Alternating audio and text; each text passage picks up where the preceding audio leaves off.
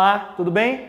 Na aula de hoje a gente vai falar sobre a concordância verbal, ou seja, como é que o verbo se relaciona com outros termos da oração, concordando com esses termos. A concordância é fundamental para a gente escrever orações sintaticamente corretas, gramaticalmente corretas e que também, obviamente, façam sentido do ponto de vista semântico. Para a gente estudar a concordância verbal, a gente tem que lembrar de algumas normas, algumas funções sintáticas dentro da língua portuguesa. Especialmente a noção de sujeito e predicado, que são os termos essenciais de uma oração, ou seja, de uma sentença que gira em torno de um verbo. O sujeito se relaciona com esse predicado estabelecendo uma relação de concordância, ou seja, o sujeito, se ele estiver no singular, o verbo que introduz o predicado também vai ter que estar no singular na maior parte das vezes. Essa é uma regra básica. Se eu digo, por exemplo, que o computador está quebrado, o sujeito dessa oração é o computador. Caso eu transforme essa oração numa oração com sujeito no plural, os computadores, eu preciso também alterar o verbo. Os computadores estão quebrados. Então há uma relação de concordância entre o sujeito e o verbo. Precisamos analisar quando o sujeito é simples e quando o sujeito é composto. Isso vai nos auxiliar na identificação dessas variações de número, singular ou plural. A gente chama de sujeito simples aquele sujeito que é composto por apenas um núcleo, um elemento. Não estou dizendo necessariamente uma palavra, porque o sujeito dessa oração é a estrela. No entanto, a palavra que reúne o principal significado desse sujeito é estrela. Então a gente diz que o núcleo desse sujeito é a estrela. Se eu tenho apenas um núcleo, eu tenho um sujeito simples. Sujeito simples, verbo no singular. A estrela brilha no céu. No entanto, se eu tenho um sujeito composto, que é aquele formado por mais de um elemento, por mais de um núcleo, o sujeito, nesse caso, pede que o verbo fique no plural. As estrelas e os planetas despertam curiosidade. Verbo no plural, porque nós temos um sujeito composto. Existem algumas variações. Falaram a aluna e o professor. O sujeito aqui está posposto ao verbo, ou seja, depois do verbo. Nesse tipo de construção, eu posso fazer a concordância com ambos os núcleos desse sujeito composto, com o verbo no plural. Falaram a aluna e o professor. Outra construção possível é concordar com o elemento mais próximo. Dançou o cantor e a vencedora do concurso. Então, variações da regra básica, porque nem sempre o sujeito simples e o sujeito composto serão apresentados de modo tão óbvio, de modo tão fácil de ser identificado dentro de uma oração, embora a gente saiba que a estrutura básica da sintaxe da língua portuguesa é sujeito, verbo e complemento. Então, em boa parte das vezes, nós vamos ver essa estrutura, ok? Lembrando então, sujeito simples e sujeito composto, sujeito simples, verbo no singular, sujeito composto, verbo no plural e a possibilidade de quando o verbo estiver antes do sujeito, ou seja, quando o sujeito for posposto, eu posso fazer essa concordância com ambos, falaram o aluno e o professor, ou com o elemento mais próximo, dançou o cantor e a vencedora do concurso. É claro que nem sempre serão os substantivos que ocuparão o lugar de núcleos do sujeito. Também podemos ter sujeitos formados com pessoas gramaticais. Quando eu falo em pessoas gramaticais, eu estou falando daquelas pessoas, Eu, tu, ele, nós, vós, eles, que são as pessoas do discurso. Eu, tu, ele, as pessoas do singular, nós, vós, eles, as pessoas do plural. Quando acontece esse tipo de relação, como aqui, nós, tu e eles, nós temos a primeira pessoa do plural, a segunda pessoa do singular e a terceira pessoa do plural. Quem é que manda nessa construção? Quem é que vai controlar essa concordância? A primeira pessoa do plural. Perceba que o verbo fica na primeira pessoa do plural. Então, o comando aqui dessa concordância vem por meio dessa pessoa, ok? Nós, tu e eles. O verbo fica concordando com a primeira pessoa do plural. E quando o sujeito é coletivo, ou seja, quando ele é manifestado por meio de uma palavra que dá a ideia de coletividade, tal como a palavra grupo. O grupo de estudiosas gostou ou o grupo de estudiosas gostaram do seminário.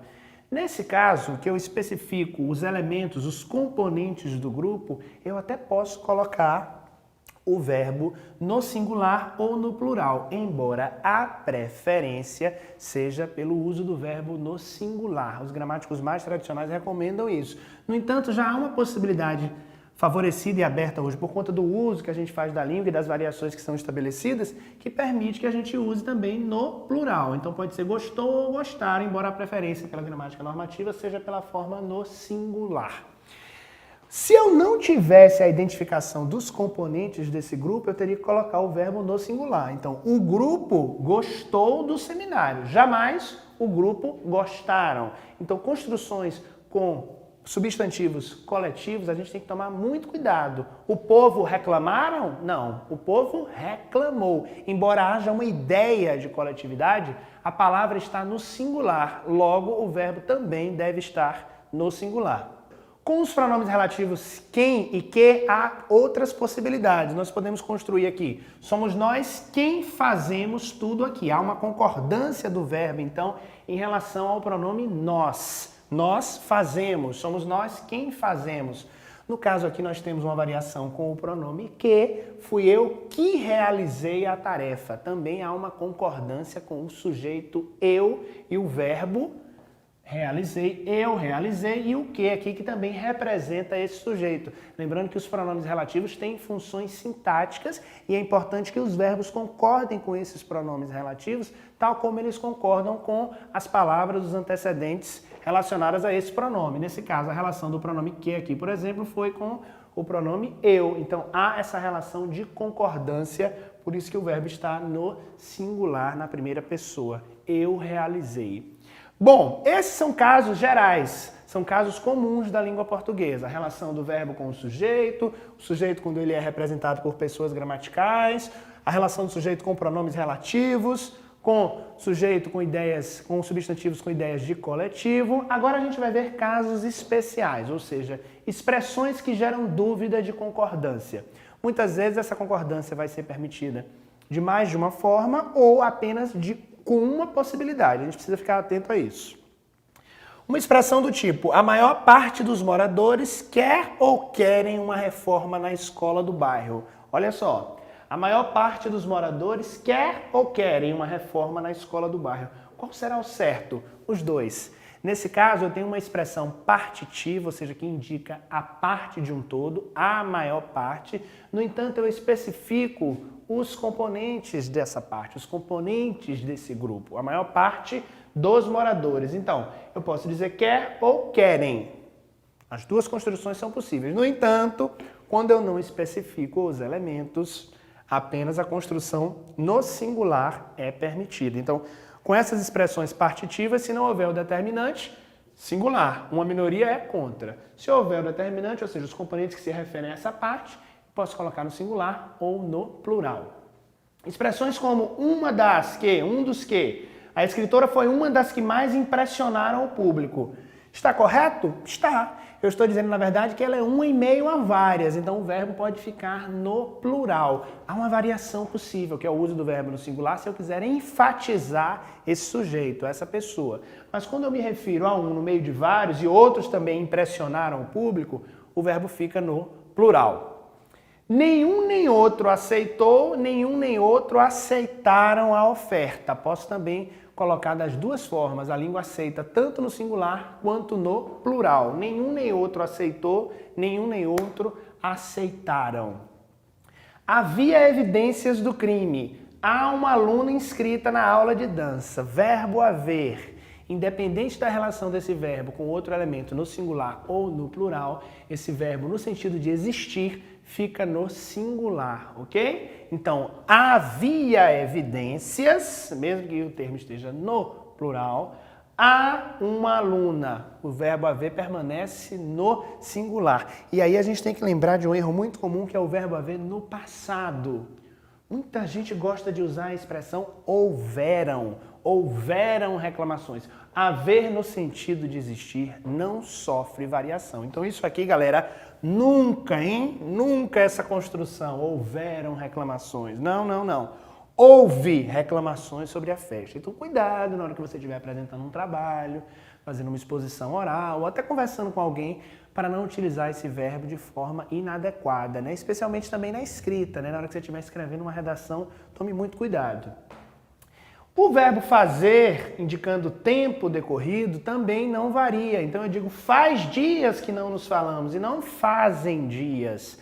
É aquele caso daquelas orações que não apresentam sujeito e os verbos se apresentam de modo impessoal. Então, faz dias e não fazem dias.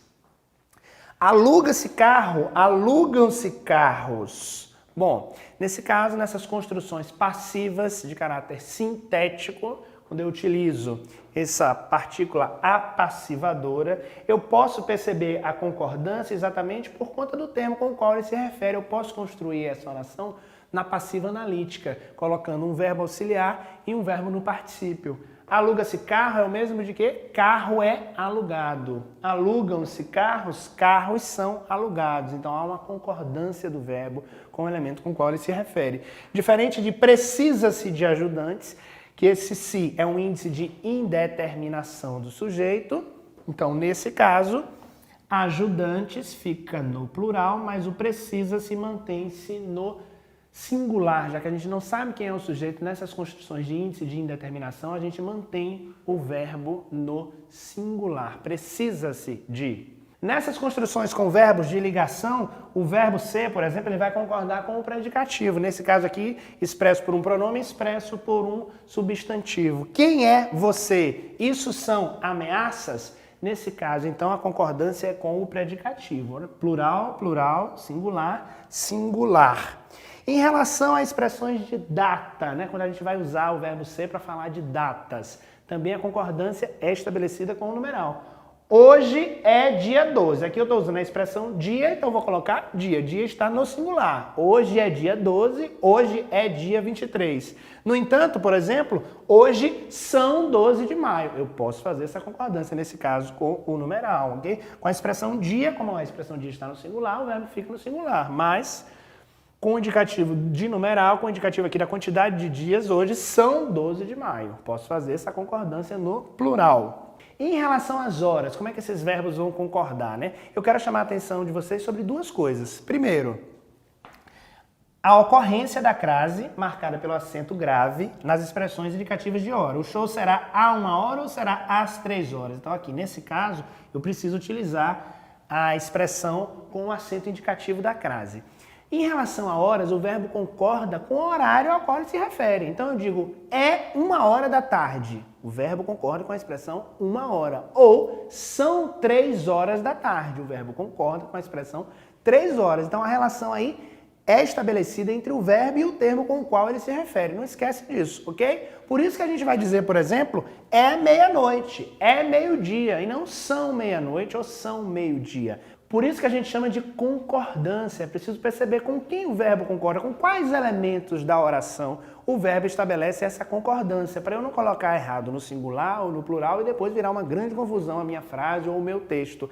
A concordância é uma condição especial, uma condição indispensável para a comunicação entre os falantes, seja na modalidade oral ou para a comunicação por meio de gêneros textuais escritos. Então fique atento às regras, analise sintaticamente as construções, para não cometer nenhum tipo de erro de concordância verbal, que foi o assunto dessa aula, ok? Muito obrigado!